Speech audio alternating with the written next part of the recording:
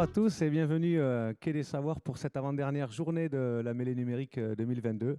On va clôturer la journée ici avec un atelier sur les cybermenaces et comment y faire face, notamment pour ceux avec quoi on est tous concernés, nous, vos proches, vos collègues, c'est ces satanés mots de passe. Alors, bonjour à tous, moi je m'appelle Paul Latournerie, je suis le CEO et cofondateur d'UpSign-On. On est un acteur de la sécurité numérique inclusive, celle qui s'adresse à tout le monde et pas que aux experts comme c'est trop souvent le cas dans la sécurité numérique. Et je vais vous parler mots de passe. Alors désolé de casser l'ambiance en cette fin de journée. Les mots de passe, on sait que c'est la galère, mais vous allez voir qu'il existe des solutions et des manières de faire qui sont simples, accessibles à tous, souveraines et qui permettent de régler une bonne fois pour toutes ce sujet de mots de passe pour vous, mais surtout pour votre entourage, vos collègues qui ne sont pas forcément à l'aise avec le numérique ou qui ne sont pas très rigoureux avec la sécurité numérique. C'est tout l'enjeu de cet atelier cet après-midi ici, Quai des Savoirs. Alors, si on doit retenir un seul objectif, quand on parle de cybersécurité pour les TPE, PME, c'est surtout et avant tout de ne pas devenir une cible. Contrairement à ce qu'on peut croire, on est tous concernés, on est tous une cible potentielle, les petits, les gros, les moyens, quel que soit le secteur d'activité. Et donc l'enjeu et le premier niveau de sécurité et de défense à laquelle il faut arriver, c'est de ne pas devenir une cible. Je vais vous parler de « Il était une fois un hack ». Comment ça fonctionne un hack? Comment les hackers arrivent à faire en sorte qu'un matin, quand vous arrivez pour bosser, vous n'avez plus accès au numérique pendant un jour, pendant 2 jours, pendant une semaine. Et c'est vraiment ça l'enjeu aujourd'hui auquel vous êtes exposés, auquel nous sommes tous exposés. Ce n'est pas tant nos données, ce n'est pas tant qu'on perde des données ou qu'on nous les vole, ce n'est pas tant qu'on mette une image sur notre site internet ou qu'on le détourne, c'est surtout et avant tout de ne pas pouvoir travailler, ne pas pouvoir continuer nos activités quand on arrive un matin pour exercer nos activités, quelles qu'elles soient. Profession de santé, du service public, des artisans ou des PME industrielles, on est tous concernés par ça. Donc, ce qu'il faut comprendre en premier niveau, c'est que les hacks, ils sont de manière générale, dans la très grande majorité des cas, des hacks opportunistes. Jamais on en veut spécifiquement à l'entreprise qui s'est fait hacker. C'est toujours parce qu'on a pu la hacker, parce que c'était facile à hacker, mais qu'on s'apprend à cette entreprise. Donc le premier niveau de défense auquel vous devez arriver pour ne pas être une cible, c'est de ne pas rendre les choses faciles aux hackers. Les choses faciles, c'est très simple, c'est d'avoir un antivirus qui n'est pas à jour. D'accord, ça les hackers ils peuvent tester, ils savent que vous avez tel antivirus et que vous n'avez pas mis la dernière version à jour. C'est d'avoir un pare-feu qui est trop exposé, c'est d'avoir des infrastructures qui ne sont pas adaptées et c'est d'avoir des mots de passe trop faibles ou répétés partout par vous ou vos collaborateurs et qui rendent du coup l'idée de vous hacker plus abordable. Sur la partie mot de passe plus spécifiquement, il faut savoir qu'il y a des bases de données qui existent sur Internet, on va y venir un peu plus tard dans l'atelier, qui permettent de donner à tous ceux qui le souhaitent des mots de passe qui ont fuité, qui ont été récupérés sur des sites qui se sont fait hacker. Alors bien sûr, vous n'y êtes pour rien. Quand un site sur lequel vous avez un compte s'est fait hacker et que le hacker récupère une base de données avec des mots de passe et des logins, en général votre mail, et il faut comprendre que la criminalité dans le monde cyber, aujourd'hui, elle est organisée. Et vous avez les premiers groupes, ils sont nombreux, qui attaquent des sites, qui récupèrent des bases de données et qui les mettent en vente comme ça sur Internet. On ne sait pas ce qu'on pourra en faire, les hackers ne savent pas ce qu'ils vont en faire, mais ça se vend avec un premier niveau de prix et c'est pas très cher, d'accord, donc c'est accessible à tous les autres. Au deuxième groupe, et le deuxième groupe, eux, qu'est-ce qu'ils vont faire?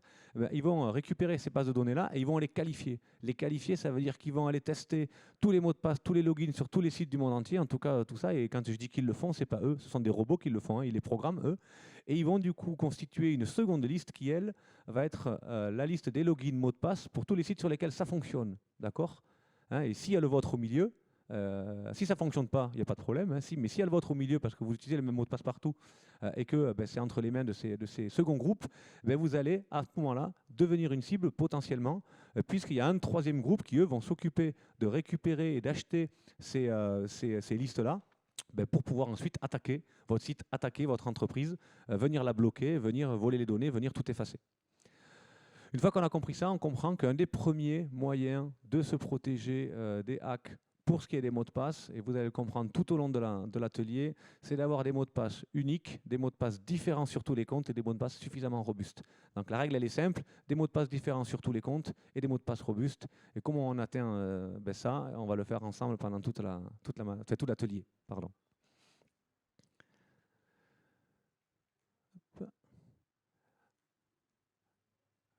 Je reviens en arrière. Donc l'idée qu'on va parcourir ensemble pendant 1 heure, on va parler très simplement de comment faire pour définir simplement un mot de passe robuste au point de ne pas être en mesure de s'en rappeler. Ça va être les premiers exemples que je vais vous donner. Les 3 règles à suivre pour être sûr de se faire hacker ces mots de passe. D'accord, ça vous les verrez ensemble, et je pense qu'il y en a beaucoup que vous connaissez déjà. On va passer en fait à un moment un peu de show avec un hack en direct. Vous allez voir, on sera capable de pouvoir éventuellement trouver les mots de passe qui ont fuité sur Internet pour votre entreprise. Donc, ce sera uniquement pour les volontaires. Vous comprendrez que je ne suis pas un hacker, je ne vais pas hacker vos bases de données, mais on pourra essayer avec vos noms de domaine. Et puis, on fera un retour d'expérience sur des solutions du marché, notamment Epsilon, qui est la solution qu'on édite avec mon entreprise. Donc moi, pour ma part, je vous l'ai dit, je m'appelle Paul, je suis le cofondateur d'Epsilon. On est une solution de gestion de mots de passe, vous l'avez compris, de gestion de mots de passe inclusive, supervisée, auto-hébergée. D'accord ? C'est un moyen simple et souverain pour pouvoir arriver à bout de ce problème des mots de passe pour vous et pour vos collaborateurs, puisque l'enjeu, il est bien là, hein, l'enjeu pour vous, dirigeants de TPE, pour vous, DSI, quand il y en a, plutôt de PME, l'enjeu, c'est de faire en sorte que tous les collaborateurs de l'entreprise respectent bien les règles de mots de passe. Et pour ça, vous verrez les outils qui permettent de le faire comme Epsilon. C'est un support de présentation qu'on a développé ou co-développé avec Devensys, qui est une entreprise de cybersécurité qui est basée sur Montpellier. Donc je les salue d'ailleurs en passant sur cette présentation. Alors déjà, ce qui est important de comprendre, c'est la règle d'avoir des mots de passe robustes et uniques. C'est dans toutes les précaux que vous pouvez retrouver sur Internet, notamment l'ANSSI, qui fait un travail énorme, et notamment avec cybermalveillance.gouv.fr. Je vous conseille d'aller voir ces sites-là. Il y a tout un tas de fiches très pratiques sur la cybersécurité en général et en particulier sur la partie mots de passe. Vous allez comprendre qu'une des règles qui est donnée, une méthode, ce qu'on appelle la méthode des premières lettres ou la méthode homonétique, l'idée c'est de pouvoir trouver un moyen simple, disent-ils, de mémoriser des mots de passe. D'accord ? Donc vous prenez une poésie que vous connaissez par cœur, une chanson, vous prenez les premières lettres de la première strophe ou du premier paragraphe, d'accord ? Ça vous fait quelque chose de complètement aléatoire que vous pouvez utiliser. Ça s'appelle un mot de passe aléatoire, pourquoi pas. D'accord ? La difficulté, elle est de faire ça pour tous les comptes qu'on a. D'accord, et de s'en rappeler. Quelle poésie on avait pour quel compte. Donc vous verrez que l'exercice n'est pas simple, mais de manière générale, qu'est-ce que c'est un mot de passe robuste? Et c'est la première des questions à laquelle on va répondre pendant l'atelier. Donc en général, la qualité du mot de passe, là aussi il y a une seule chose à se rappeler. C'est pas comme ici l'exemple qui est là, qui est quasiment le mot de passe du Wi-Fi d'ailleurs de la cantine que je vois là-bas affiché dans la salle. Ça non plus, c'est pas une super pratique, mais bon, il faut bien être accessible. En général, les mots de passe, qu'est-ce que c'est? Alors là, désolé aussi si je divulgue vos manières de faire vos propres mots de passe dans les entreprises, les collectivités ou ailleurs. D'accord, en général, il y a le nom de l'entreprise, d'accord. Alors on essaye de mettre des majuscules, des minuscules. Il y a un point d'exclamation. Alors oui, parfois il peut se trouver à la fin. Très souvent, il se trouve à la fin, le point d'exclamation. Et une année, d'accord, qui est en général l'année à laquelle on a créé le mot de passe. Donc là, 2022, c'est pas trop mal. J'aurais mis 1983, ça aurait été un peu plus embêtant. Ça veut dire que je n'ai pas changé de mot de passe depuis près de 40 ans. Ce qu'il faut retenir pour la qualité d'un mot de passe, c'est avant tout sa longueur. D'accord ? Plus vous aurez un mot de passe long, plus ce sera difficile à avoir. Pourquoi ? Parce que ça augmente de manière exponentielle à chaque fois que vous rajoutez un caractère. Ça augmente de manière exponentielle le nombre de possibilités qu'il peut y avoir et donc le nombre de tests qu'il faudra faire pour essayer de le trouver. D'accord ? Évidemment, le meilleur des mots de passe, c'est celui que vous ne connaissez pas, celui qui n'a rien à voir avec vous. Générer un mot de passe aléatoire, on peut tous à peu près le faire en tapant de manière complètement aléatoire sur le clavier. D'accord, vous tapez 18, 19, 20, 25 caractères au hasard sur le clavier, vous allez avoir un mot de passe robuste. Mais la difficulté, c'est de s'en rappeler, c'est de ressaisir les coups d'après. Et certains vous diront que oui, mais même ça, c'est biaisé parce qu'un clavier, il est fait d'une certaine manière. Avec les doigts, on va taper pas de manière aléatoire, etc. Et ils ont raison. D'ailleurs, un des mots de passe les plus connus, à part 1, 2, 3, 4, 5, 6, c'est AZERTY. D'accord, pour nous qui avons des claviers AZERTY. Pourquoi ? Parce qu'on va d'abord, avant tout, à la simplicité. Donc pour casser ces aspects-là et pour comprendre ce que c'est un mot de passe robuste, c'est un mot de passe long. Il vaut mieux avoir un mot de passe qu'avec des chiffres qui fait 25 caractères qu'un mot de passe avec des alphanumériques avec 12 caractères. D'accord, il y a beaucoup plus de combinaisons possibles quand il y a beaucoup de caractères. Là, évidemment, plus le nombre de caractères est élevé, ou un nombre de caractères est égal, ben là où il faut faire varier le nombre de digits possibles, hein, de possibilités possibles au niveau des caractères. Donc du l'alphanumérique, du caractère spécial, etc. Oui, c'est mieux. Le meilleur des mots de passe, c'est celui qu'on ne connaît pas. Et j'aime bien prendre cet exemple-là qu'on a abordé tout à l'heure dans l'atelier précédent. Dans la salle, je répète la question, et pour ceux qui sont en ligne sur cet atelier, est-ce que vous avez tous une serrure, une clé pour rentrer chez vous? Oui, ça permet de verrouiller votre porte. 100% des personnes sont là, oui. OK, parfois ça peut être un badge, c'est vrai, mais c'est une forme de clé. Est-ce que vous savez dessiner la clé qui vous permet de verrouiller ou de déverrouiller votre porte d'entrée? Il y en a peut-être quelques-uns en ligne qui doivent dire OK, c'est pas sûr. Non, évidemment qu'on ne sait pas. On n'a pas besoin de ressaisir je dirais, la forme de la clé à chaque fois qu'on rentre. Et imaginez s'il fallait qu'on le fasse, on ferait tous des ronds et des carrés. On aurait tous les mêmes mots de passe. C'est ce qui se passe dans le numérique. Dans le numérique, on nous demande à nous de dessiner la clé qui nous permettra de rentrer. Hein, d'accord, c'est ce fameux mot de passe. Et ensuite, il faut qu'à chaque fois qu'on veut rentrer, eh bien, on tape sur le clavier cette clé. C'est là où il y a une difficulté, une toute première difficulté, c'est souvent celle à laquelle on fait face quand on est un utilisateur dans le monde numérique, et surtout si on imagine que pour respecter les bonnes pratiques, il faudrait avoir des clés différentes sur tous les comptes pour pouvoir s'en rappeler et les saisir à chaque fois. Donc rappelez-vous une chose, un mot de passe robuste, c'est avant tout un mot de passe long. Donc plus il est long, mieux c'est. Je dirais l'intérêt d'un mot de passe robuste et fiable, hein, donc unique, idéalement aléatoire. Aléatoire, ça veut dire quoi? Ça veut dire que le mot de passe, il n'a jamais pu être généré avant que vous le génériez vous-même sur votre outil. D'accord, donc aucun risque qu'il ait fuité quelque part, qu'il soit dans une quelconque base de données. Hein, c'est du pur aléatoire. Donc le premier, c'est les notions de sécurité, je dirais plutôt curatives. Ça évite, hein, c'est une clé, c'est un antivol, qui permet d'éviter de vous faire avoir, d'avoir des données qui fuitent. C'est également un bon moyen d'éviter la compromission de vos comptes. Que quelqu'un puisse rentrer, se faire passer pour vous finalement sur un site, sur un compte, sur votre système d'information, quel qu'il soit. Et c'est aussi un moyen de dissuasion. C'est-à-dire, rappelez-vous l'objectif de la cybersécurité, je le répéterai tout au long de l'atelier, ne pas devenir une cible. À votre niveau, l'idée n'est pas de sursécuriser les systèmes, etc. Non, c'est de ne pas apparaître comme étant une cible facile à hacker, auquel cas certains vont essayer. Tant qu'on pense que c'est compliqué, hein, c'est comme à la maison, si on voit qu'il n'y a pas la clé sous le paillasson, les portes ne sont pas entrouvertes, bon, et qu'il y a du passage, bon, mais je ne vais pas me risquer à cambrioler. Si je vois, à force de passer devant, que les portes sont entrouvertes, eh ben, je peux peut-être être tenté d'aller cambrioler, même si je ne sais absolument pas qui c'est qui vit ici. Encore une fois, les hacks qui sont la plupart du temps opportunistes, on ne vous hacke pas pour qui vous êtes, on vous hacke parce que c'est facile de le faire. Hein, c'est pareil, toujours pareil. Donc ne pas devenir une cible, ça veut dire démontrer, paraître une entreprise sécurisée. Donc ça permet de dissuader les attaquants. Même si jamais un site se fait hacker et qu'on récupère votre mot de passe, si votre mot de passe il fait 25 caractères complètement aléatoires, on se dit OK. Bon, ben là, ce n'est même pas la peine que j'aille essayer sur les autres sites, ça n'y apparaîtra pas. Et si auquel cas ils essayent, eh bien, ça apparaîtra effectivement pas si vous avez des mots de passe différents sur tous les comptes, et donc vous ne devenez pas une cible. Très important d'arriver à casser cette idée que peuvent avoir certains qu'on n'est pas concerné. Pourquoi quelqu'un viendrait m'attaquer moi alors que je suis un tout petit acteur lambda de l'écosystème local et encore une fois, ce n'est pas pour vous, parce que vous êtes, qu'on vous hack, c'est parce que c'est facile de le faire, ou en tout cas ça paraît facile de le faire. Et puis là aussi, éviter une attaque, c'est aussi très important pour la continuité de l'activité et aussi pour l'image de l'entreprise. Donc même si c'est que votre site internet ou votre réseau social Facebook, Twitter, LinkedIn ou le reste, l'image de l'entreprise qui se fait hacker, sur laquelle on communique à votre place des infos qui vous font paraître, je dirais, quelqu'un qui n'est pas sérieux, c'est un problème, c'est dommageable pour votre entreprise. Je parlais tout à l'heure de l'image de laisser les portes entrouvertes. Quand on a des mots de passe trop faibles ou des mots de passe répétés ou des mots de passe qui sont sur des supports non sécurisés, eh ben, c'est le meilleur moyen. Ce sont les 3 règles à suivre pour se faire hacker. J'ai marqué ses mots de passe, j'aurais pu même marquer son mot de passe. Non, j'ai marqué son mot de passe, mais je devrais marquer ses mots de passe. Et oui, parce que la plupart du temps, si on veut se faire hacker et si on est sûr de se faire hacker, et donc si vous respectez ces règles-là, vous avez bien compris le message, hein, c'est de faire le contraire. Donc le tout premier problème avec les mots de passe, c'est d'utiliser un mot de passe trop faible. Le Toto, point d'exclamation 28, et pardon si j'ai encore une fois révélé l'un de vos mots de passe.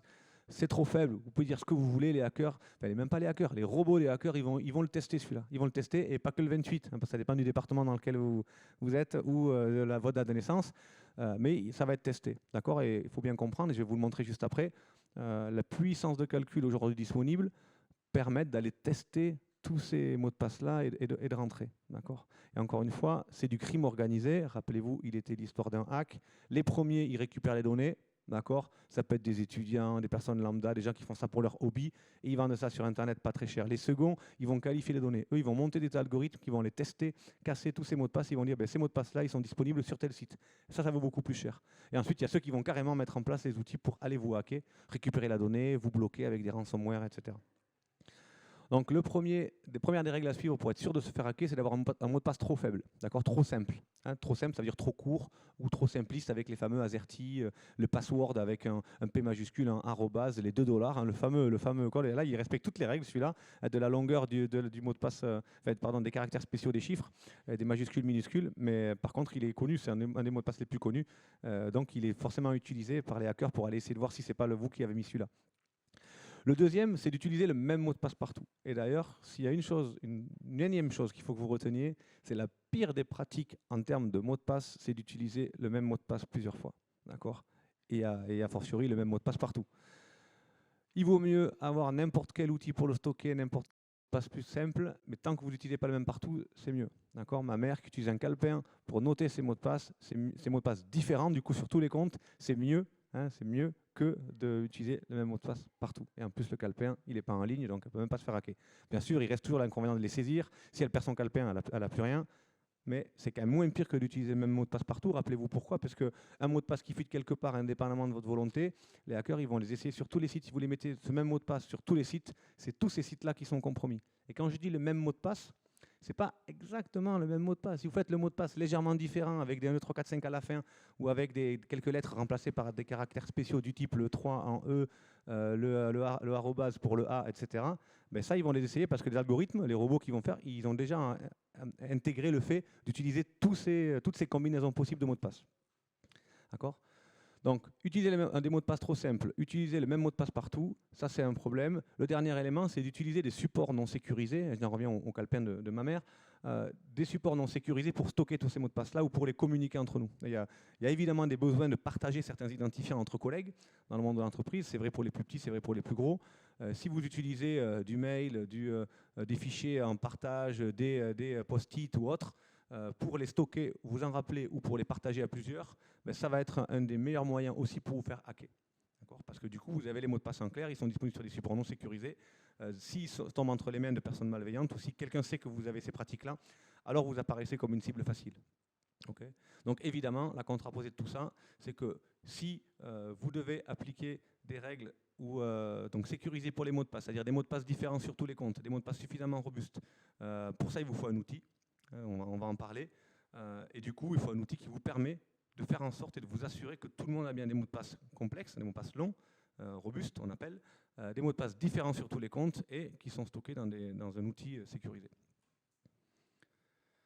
Donc laisser les portes entrouvertes, hein, c'est un peu l'image avec des mots de passe trop simples. Les mots de passe trop simples, c'est un peu la clé sous le paillasson. Le même mot de passe partout, c'est un peu laisser la porte entrouverte. Hein, c'est vraiment ça l'image. Et surtout, si vous l'appliquez à toute l'organisation. D'accord ? Donc la règle à suivre pour vous assurer en fait, que les mots de passe ils vont se faire hacker, c'est aussi de ne pas vous assurer, vous qui êtes en charge de la sécurité de l'entreprise, finalement, de ne pas vous assurer que tout le monde respecte ces règles-là. Les mots de passe, ça a beaucoup une connotation individuelle, c'est-à-dire chacun fait comme il peut, comme il veut, avec ses mots de passe, d'accord ? Sauf que c'est vraiment un enjeu collectif. Hein. Si un hacker rentre à cause des mots de passe de quelqu'un, ce n'est pas ce quelqu'un qui va en pâtir, c'est tout le monde qui va en pâtir, hein, c'est toute l'entreprise. Donc les mots de passe, ça a une vraie connotation de sécurité collective, comme la sécurité d'ailleurs en général, et de ne pas, alors pas sans contrainte, mais de ne pas mettre les moyens de contrôle qui vous permettraient de vous assurer que tout le monde le fait correctement, c'est aussi un bon moyen de vous faire hacker.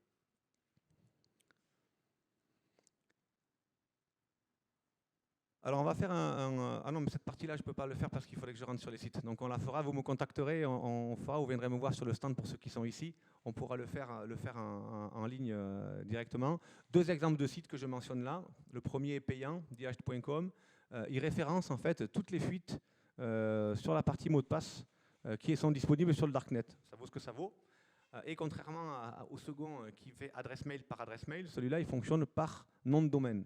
Donc je peux aller regarder sur tout ce qui est en @lamele.com, s'il y a des fuites sur Internet sur la partie mot de passe. Évidemment, je l'ai déjà fait, il y en a. C'est vrai avec beaucoup de monde. Ça ne veut pas dire que si vous n'y apparaissez pas, ça ne veut pas dire que vous êtes à l'abri. Si vous y apparaissez, ça ne veut pas dire qu'il y a des fuites, et encore faut-il le faire. Mais par contre, ça vous permet de prendre conscience à quel point c'est facile d'accéder à ces informations-là, d'accord, surtout pour quelqu'un de malveillant, ce que je ne suis pas. Et du coup aussi de vous assurer, de prendre conscience du fait qu'il ne s'agit pas que de vous. Et si vous avez des adresses mail de vos collègues qui fuitent et qui sont fuitées, ça peut vous mettre en difficulté vous-même dans votre entreprise. D'accord. Le second site, AviveInbound, c'est pour ceux qui ne le connaissent pas encore, qui est gratuit, complètement libre d'accès, qui lui vous permet de référencer. Donc vous mettez votre email, d'accord, perso, pro, celui que vous voulez, et ça va vous dire est-ce que ce mail-là, il apparaît dans des leaks de bases de données, pas forcément que mot de passe. Vous allez retrouver tous les fameux leaks très connus. Les derniers en date, c'est cet été, il y a la compagnie aérienne TAP, la portugaise, qui s'est fait avoir, mais LinkedIn s'est fait avoir il y a quelques temps, plusieurs millions de comptes à chaque fois qu'ils sortent.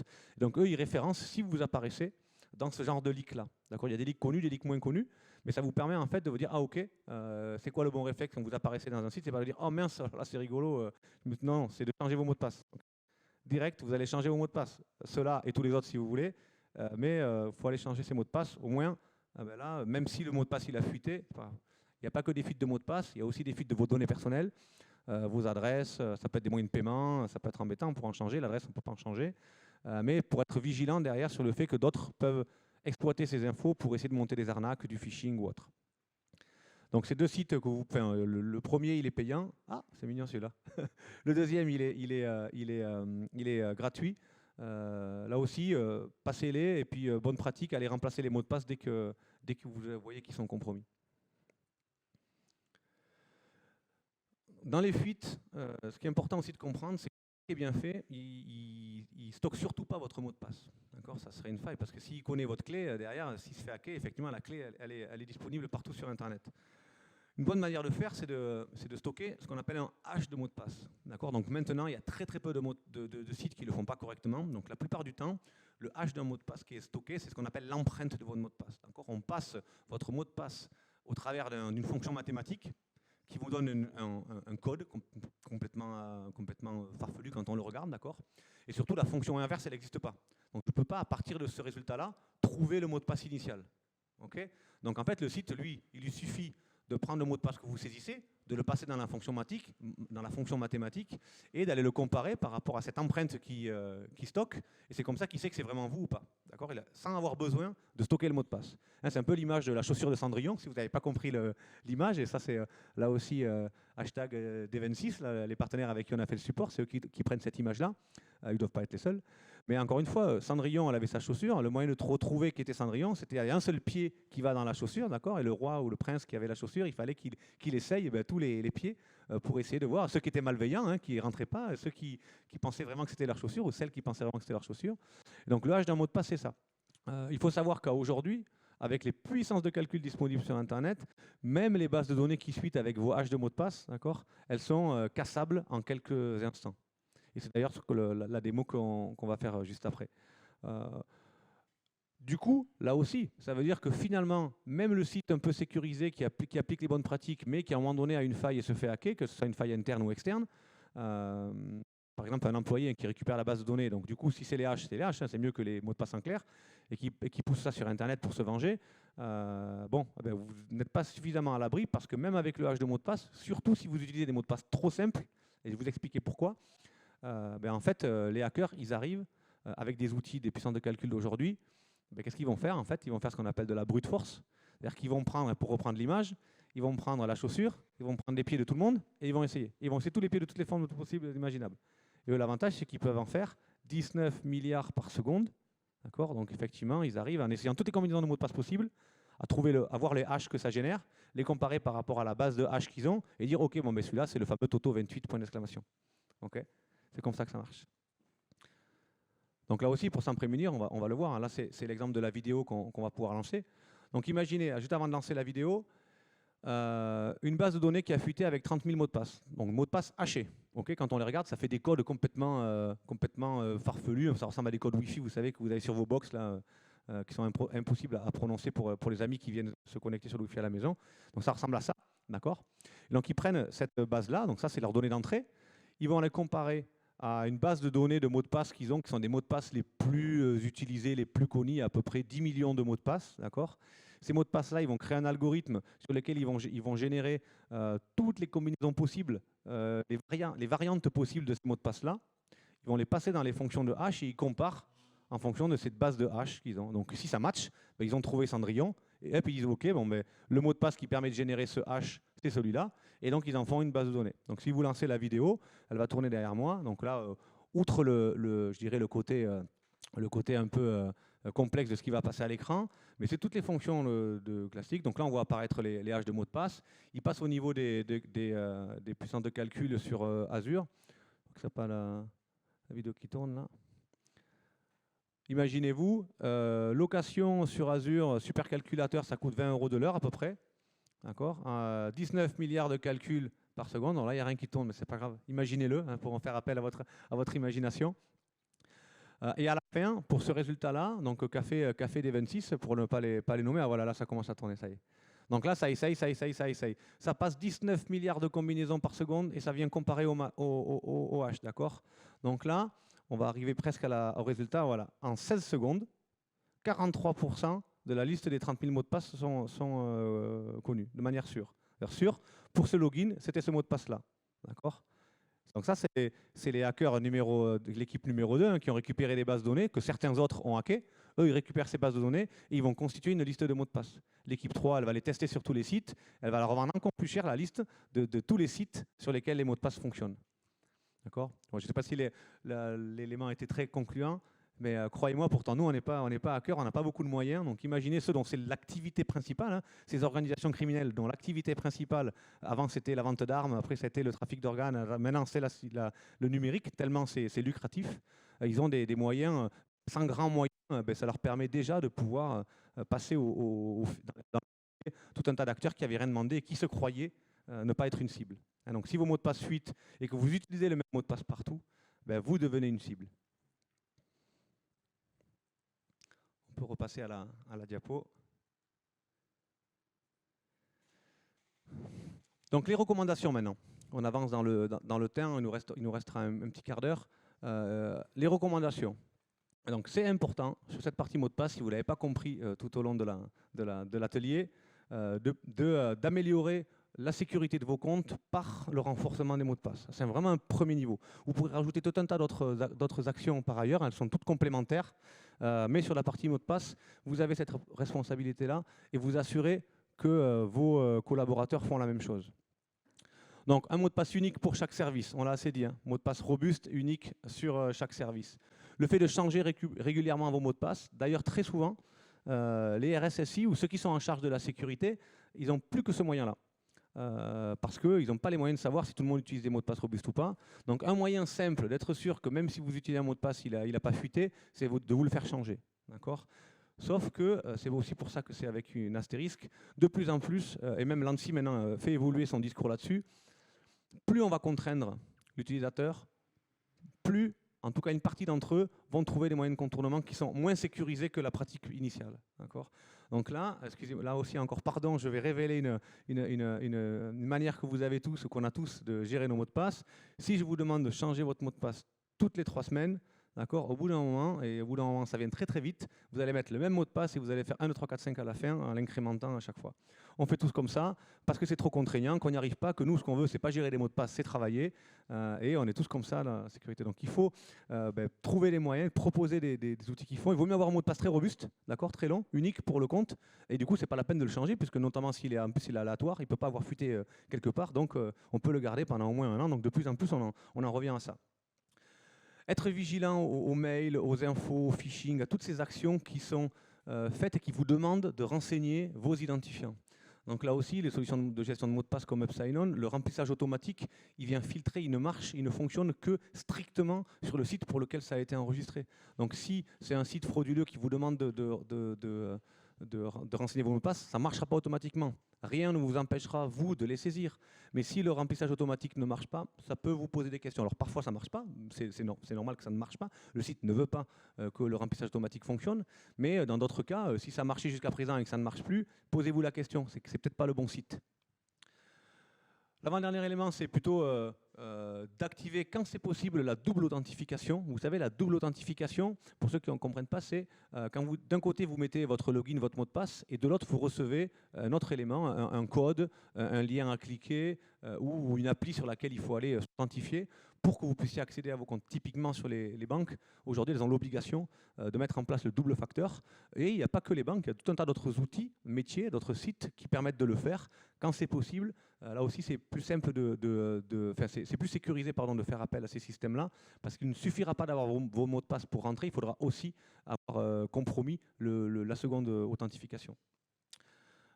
Et puis, donc on le dit, utilisez des mots de passe différents et complexes pour chacun des sites et applications pour que vous puissiez assurer qu'en cas de compromission d'un site, il n'y a pas de compromission possible sur les autres.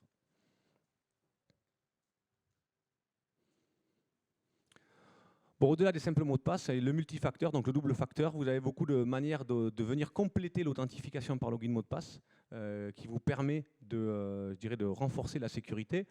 Donc, un mot de passe robuste, de toute façon, ça sera toujours mieux que deux facteurs qui sont trop simples, encore que quand il faut hacker deux facteurs, on commence à vous identifier comme quelqu'un qui est protégé, donc on n'ira pas plus loin. Okay, vous pouvez mettre en place des choses. Idéalement, comme Epsilon par exemple, le coffre lui-même, il est accessible que par double facteur. Donc il faut que vous ayez un appareil autorisé et le mot de passe maître pour déverrouiller votre coffre-fort. Donc en fait, même si on connaît le mot de passe de votre coffre-fort, on ne peut pas accéder à tous les mots de passe. Et si on a votre appareil, on ne peut pas accéder à tous les mots de passe. Il faut les deux. D'accord ?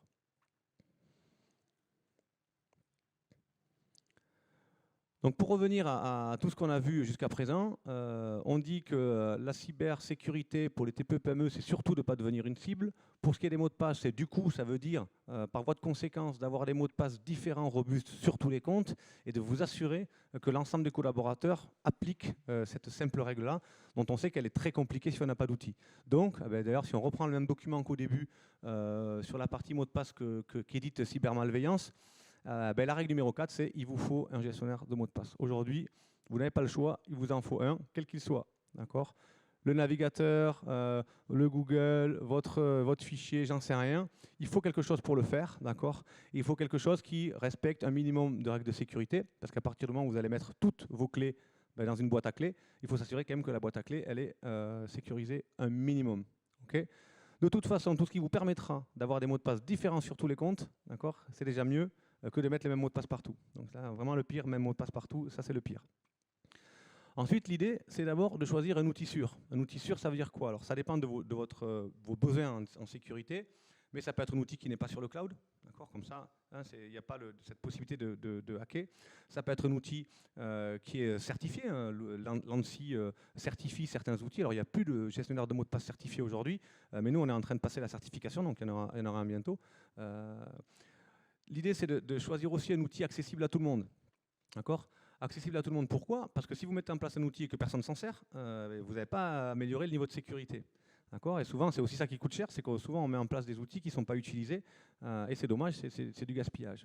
Donc un outil accessible à tous, en fonction de vos publics, de vos utilisateurs, il faut pouvoir s'assurer d'une certaine manière que tout le monde pourra utiliser ce coffre-fort de mots de passe que vous aurez choisi. Un outil, ça ne reste qu'un outil. Donc en fait, comme troisième point pour choisir les solutions, il faut qu'au-delà de l'outil, vous instauriez des règles simples et adaptées aux usages de votre entreprise ou de votre activité. C'est-à-dire que vous mettez en place ces règles et l'outil vous permet de les mettre en place plus facilement. Et typiquement, il faut des mots de passe différents et robustes sur tous les comptes et l'outil vous permet de le faire simplement. il faut que vous mettiez en place ces règles-là, des règles de partage de mots de passe, des règles de stockage, des règles d'accès, des règles une fois que vous partez de l'entreprise, que vous restituez votre coffre, etc. Du coup, le quatrième point, c'est de vous donner les moyens de vous assurer que les règles sont bien respectées. Donc l'outil, c'est comme toujours, il ne fait rien tout seul, il fait les choses parfaitement que si vous l'utilisez. Et du coup, pour s'assurer que tout le monde l'utilise, il faut, par exemple, comme avec Upsign-On, de la supervision. Et je vais vous en donner un exemple juste après pour que vous compreniez ce que ça veut dire. Il faut vous donner les moyens de vous assurer que tout le monde le fait correctement. Sinon, vous savez qu'il y en a à peu près la moitié des gens qui ne le feront pas comme il faut, donc vous n'aurez pas résolu le problème. Puisqu'il suffit d'un qui ne le fait pas correctement pour laisser une brèche dans votre sécurité numérique. Donc pour en parler un peu d'Upsign-On, Upsign-On c'est une solution donc de coffre-fort inclusif. Inclusif, ça veut dire quoi? Ça veut dire simple et abordable pour les utilisateurs, pour les collaborateurs, d'accord? Et une solution qui est supervisée et auto-hébergée pour amener le niveau de sécurité qui va bien. Donc ça répond à tous les points qui sont évidemment précédemment cités. Je vais surtout parler de la supervision parce que quand on parle de gestionnaire de mots de passe, on pense surtout au côté galère que c'est de gérer des mots de passe, surtout si on se donne comme règle, mais on a compris pourquoi c'était important, voire même essentiel, d'avoir des mots de passe différents et robustes sur tous les comptes.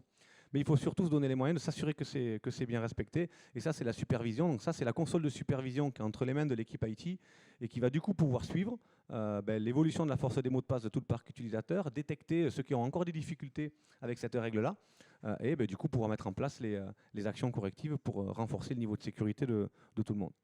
Donc un coffre-fort qui permet de ne plus avoir à mémoriser les mots de passe, de ne plus avoir à les saisir, de pouvoir les partager entre collègues autorisés, et puis de pouvoir, c'est une particularité de notre solution, puisqu'elle est gratuite pour les particuliers, vous pouvez du coup créer votre coffre-fort perso à côté de votre coffre-fort pro, pour pouvoir séparer vos usages numériques pro avec votre vie numérique privée, qui ne regarde que vous et pas votre employeur. Donc des exemples en fait de supervision, j'en ai mis quelques-uns là. Ce sont des exemples réels d'utilisateurs, de clients Upsign-On. La supervision, en fait, ça permet de suivre l'évolution de la force des mots de passe de manière plus générale et utilisateur par utilisateur pour s'assurer que tout le monde le fait correctement. Faire correctement, c'est très simple, ça veut dire ne plus avoir de mots de passe rouges, qui sont évalués comme rouges par l'outil, d'avoir plus que des mots de passe verts. Donc on voit, là, ce sont des clients qui... Alors le premier ici en haut, ça fait un peu plus longtemps qu'il utilise la solution, c'est plutôt un bon élève, parce qu'il faut comprendre que si je reviens à la planche d'avant, qui est assez typique des clients quand ils démarrent avec la solution, il y a à peu près la moitié des mots de passe rouges. Alors pourquoi? Un utilisateur, il récupère, vous allez lui mettre en place Upsign-On, okay, donc c'est bon, il a la solution, pour lui c'est cool. Il va récupérer tous les mots de passe de son navigateur en masse et il va importer ce fichier-là dans Upsign-On. Donc jusque-là, ça va. Et là, il va faire 3 constats. Le premier, il va dire « Oh là là, je ne pensais pas que j'avais autant de mots de passe. » D'accord, ça dépasse les centaines, à l'aise. Deuxième, c'est tout mélanger pro-perso. D'accord, parce qu'aujourd'hui, évidemment, on utilise l'outil informatique à des fins pro et perso. Et donc, le navigateur, lui, il se gave, il enregistre tout, il ne sait pas trop pourquoi c'est, donc il enregistre. Donc il y aura du tri à faire. Et le troisième constat, il y en a au moins la moitié qui sont évalués en rouge par l'outil. Quand l'outil est évalué en rouge, c'est quoi? C'est que le mot de passe il est trop faible, le fameux Toto 28 points d'exclamation. Ah mais pourtant il y a majuscule, minuscule, caractère spécial et tout ça. Mais oui, mais c'est trop simple. Et un mot de passe rouge, c'est aussi un mot de passe qui est utilisé plusieurs fois. Donc même s'il est très complexe, je l'utilise plusieurs fois et ça, c'est pas une bonne pratique. Une question?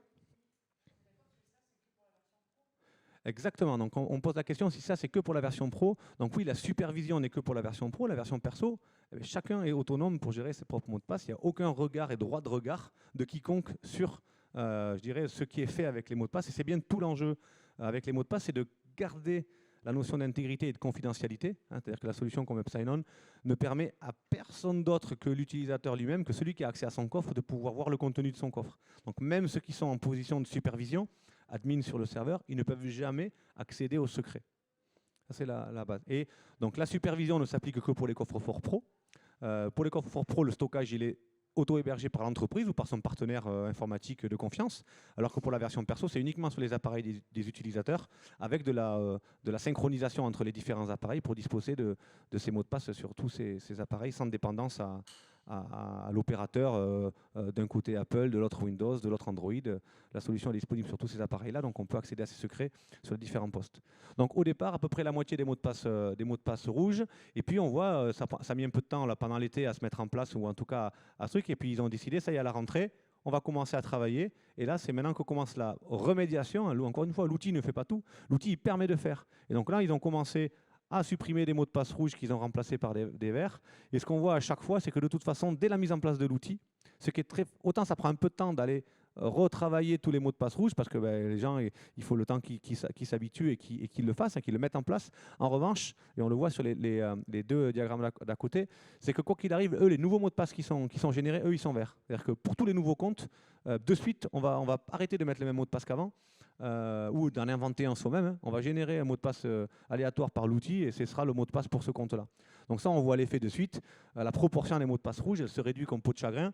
Les mots de passe orange, ça diminue. Et puis les mots de passe verts, eux, ils augmentent puisque c'est ceux qui vont être générés. Et la supervision, elle permet déjà collectivement, ne serait-ce qu'en publiant ce diagramme aux équipes, on dit allez, on en est à la moitié, un tiers, 25% des portes ouvertes qu'on laisse quand on part de l'entreprise le soir. Donc il faut que collectivement on les referme à clé comme il faut. Et pour ça, il faut remplacer vos mots de passe rouges. Les utilisateurs, ils ont l'info, ils savent quels mots de passe sont rouges, quels mots de passe sont verts, ils savent ceux qui sont concernés, et donc ils prennent le temps de le faire. Si jamais ce n'est pas fait, vous le suivez et vous allez pouvoir détecter, on va dire, qu'il y a encore 2, 3, 4, 5, 10 personnes qui n'ont pas encore renforcé tous leurs mots de passe. Ils ont peut-être des problèmes, peut-être que c'est compliqué pour eux, et Dieu sait qu'il y en a. C'est en ça que la solution aussi elle est inclusive, même si c'est facile de s'en servir. Il y a un langage qui n'est pas forcément facile à appréhender. Il y a des pratiques sur le web qui sont complexes. D'aller remplacer un mot de passe, ce n'est pas si évident que ça pour tout le monde. Donc là, ça vous permet de détecter ces personnes-là, ces cas de difficulté, et d'aller du coup les corriger. L'idée n'est pas de former, l'idée est d'aller remplacer les mots de passe et d'aller les renforcer. Comme ça, au moins, vous êtes en sécurité. C'est en ça que la supervision elle est intéressante, c'est de donner enfin les moyens à ceux qui sont en charge de la sécurité de pouvoir prendre des actions pour sécuriser. Il faut comprendre qu'aujourd'hui, à part la charte informatique qu'on a signée pour dire c'est bon, les mots de passe, ils sont robustes, tout le monde, oui, c'est bon, on n'a aucun moyen de le suivre et c'est en ça que les solutions elles permettent d'apporter des réponses. On va arriver à la fin. Est-ce qu'il y a des questions dans la salle ou en ligne avant qu'on arrive à la conclusion ?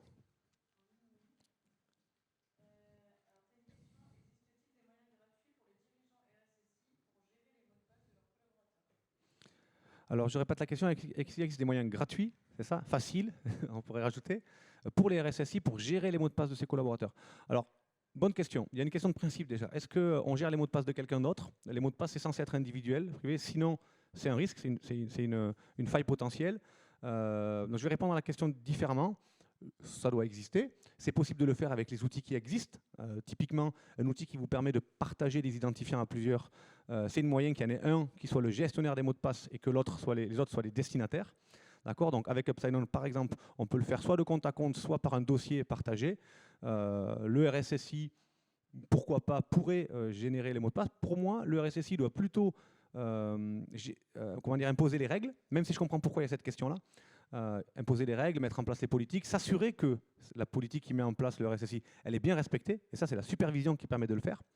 En revanche, peut-être que de gérer les mots de passe pour quelqu'un d'autre, et on le voit dans le cas de délégation de vie numérique, les élus parfois ont leur cabinet qui gère leurs mots de passe pour eux, donc c'est tout à fait possible.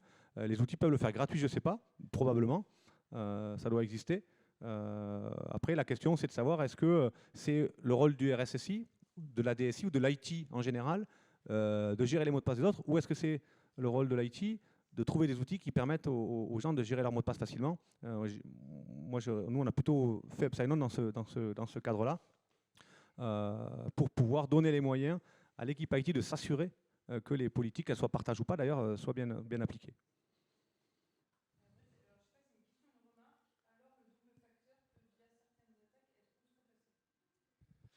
Oui, c'est vrai, on en entend beaucoup parler maintenant. Ce qu'il faut comprendre, c'est que les attaquants, ils ont toujours un coup d'avance sur les défenseurs.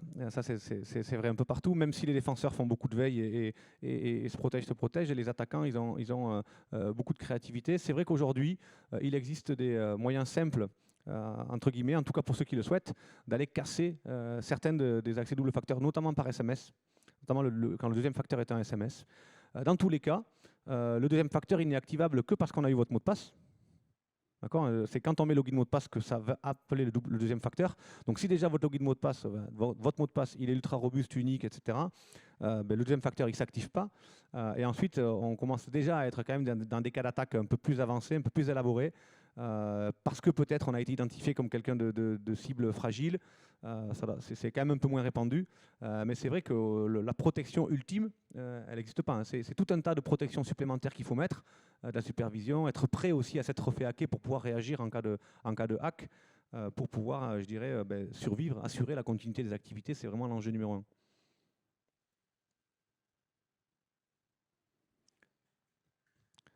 Mais s'il n'y a pas d'autres questions, ça tombe bien, en plus il reste 30 secondes. Donc juste pour conclure, je vais faire reboucler la boucle pour conclure cet atelier. Déjà, je vous remercie à tous de votre participation en ligne ou dans la salle. Rappelez-vous, s'il y a un objectif, vous, TPE, PME, puisque c'est à vous qu'on s'adresse, qui n'avez pas de temps et pas beaucoup de moyens, posez les questions, entourez-vous de gens qui savent faire pour vous éviter de devenir une cible. C'est vraiment l'enjeu de votre cybersécurité pour vous, acteurs des territoriaux sur les TPE-PME. Ne pas devenir une cible, ça veut dire appliquer les premières règles simples, accessibles à tous. Ça ne coûte pas cher, ça ne prend pas beaucoup de temps. C'est sûrement essentiel à la continuité de vos activités dans le monde dans lequel on vit aujourd'hui. Il y a des outils qu'il faut que vous ayez à jour. Pensez bien à ça. Il y a un pare-feu qui doit être activé. Vous avez un antivirus qui doit être aux dernières versions. Et puis, on l'a vu, vous devez avoir des mots de passe, tous différents sur tous les comptes, vous et tous vos collaborateurs. Merci à tous et puis au plaisir de discuter avec vous ultérieurement. Au revoir.